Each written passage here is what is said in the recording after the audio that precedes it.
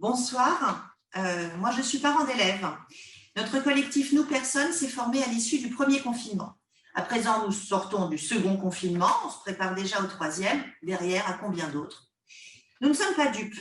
Ce contexte sanitaire sert aujourd'hui de prétexte à la mise en place de mesures nouvelles, autoritaires et liberticides, tout particulièrement dans le domaine de l'enseignement, de la maternelle à l'université. Nous refusons le sort fait à notre jeunesse et derrière elle, la mise au pas de la société tout entière à grand renfort d'outils numériques. Car plus qu'au virus, c'est à ce qui fait notre humanité que le gouvernement semble avoir déclaré la guerre. Sur le partage de ce constat, entre inquiétude et révolte, nous avons été une poignée à nous rassembler du côté de Strasbourg, enseignants, parents d'élèves, universitaires, étudiants. Et nous avons lancé un appel le 18 juin pour notre jeunesse résistons. L'heure était grave, elle l'est encore plus aujourd'hui, et nous en appelons au sursaut des consciences et à la résistance. Ainsi commençait notre appel.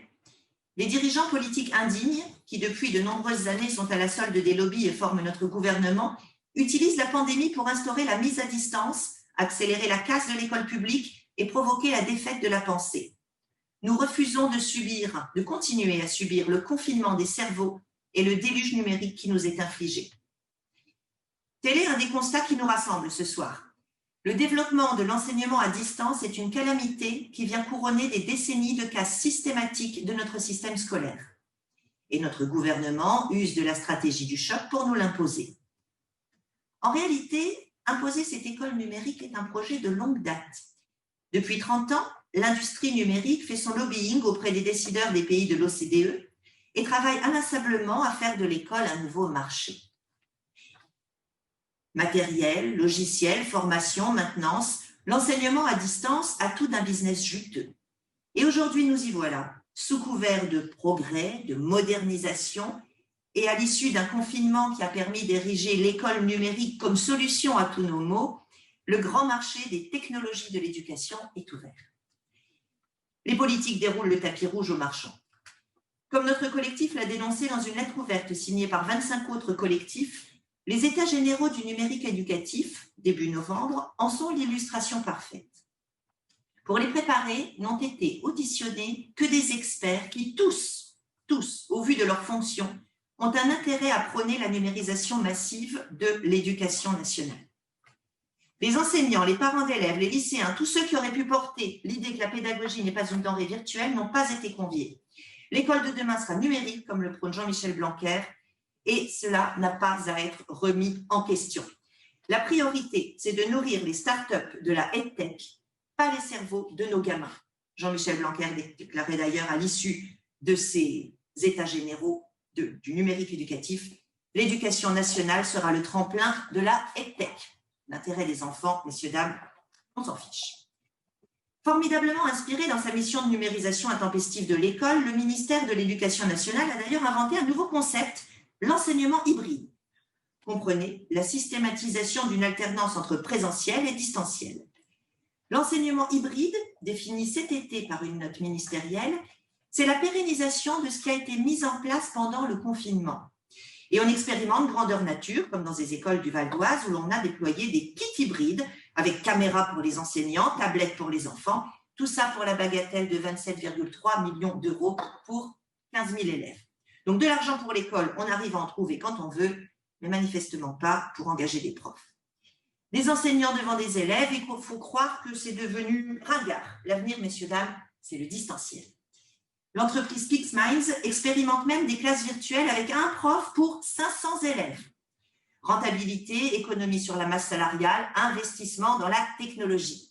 Ces méthodes hybrides, j'aurais plutôt envie de dire bâtardes, ont donc vocation à être institutionnalisées, à devenir la nouvelle norme de l'école. La pédagogie des enseignants, denrée futile et accessoire. Les parents n'ont qu'à faire en sorte que leur progéniture apprenne à la maison, et tant pis si les élèves n'ont désormais plus aucun moyen de sortir des déterminismes familiaux. L'ascenseur social que pouvait représenter l'école était déjà bien mal en point. Blanquer et consorts ont tendu porter le coup fatal. Ne les laissons pas faire. Et puis, au-delà de la tyrannie numérique, ce que nous dénonçons, c'est une stratégie globale de mise à distance, à l'école comme à l'université. Sous prétexte de nous protéger d'un virus, on travaille à une casse systématique du lien social. À nos petits, on apprend que le contact est dangereux, que l'autre est une menace, que le partage est à bannir. Tels sont les postulats sur lesquels reposent les protocoles sanitaires. N'y a-t-il pas dans tout cela une forme de maltraitance extrêmement sournoise? Avec quelles conséquences à long terme? Quels adultes fabriquons-nous pour demain? La manière dont la distanciation sociale fait loi va à l'encontre de ce qui forge la cohésion sociale.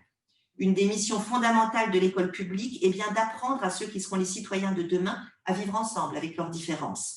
Mais dans ce contexte, comment apprendre à faire société? Ce qu'on développe chez nos enfants, c'est la peur et la méfiance. Quant à nos jeunes adolescents et jeunes adultes, le sort qui leur est fait est absolument terrible.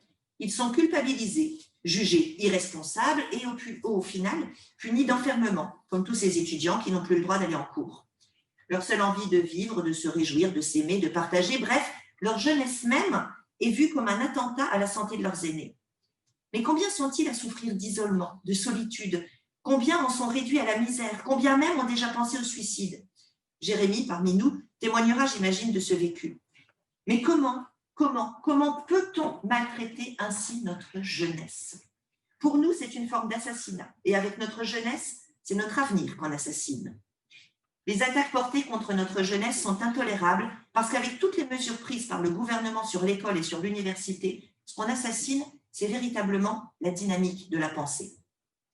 Face à ce massacre aussi effrayant que silencieux, je reprendrai les derniers mots de notre appel. Nous appelons à cesser de nous conformer aux injonctions contradictoires et aliénantes, à réapprendre à penser par nous-mêmes, à exercer notre libre arbitre et notre responsabilité. Nous refusons le sacrifice de notre jeunesse et nous appelons à traduire en action concrète notre colère et notre refus d'un modèle d'éducation et de pratique d'enseignement qui nous déshumanise et asservisse les consciences. Quoi qu'il arrive, la flamme de la résistance ne doit pas s'éteindre.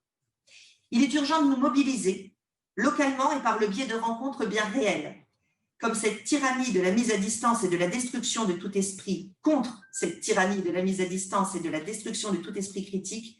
Il est temps d'agir concrètement, de désobéir en nombre contre cette folie criminelle, et criminelle aussi par les désastres environnementaux qu'engendre cette surconsommation institutionnalisée d'outils numériques. Nous verrons tout à l'heure ensemble quelle forme peut prendre notre résistance, car c'est bien de ça qu'il s'agit. À présent, je laisse la parole à mes collègues. Merci.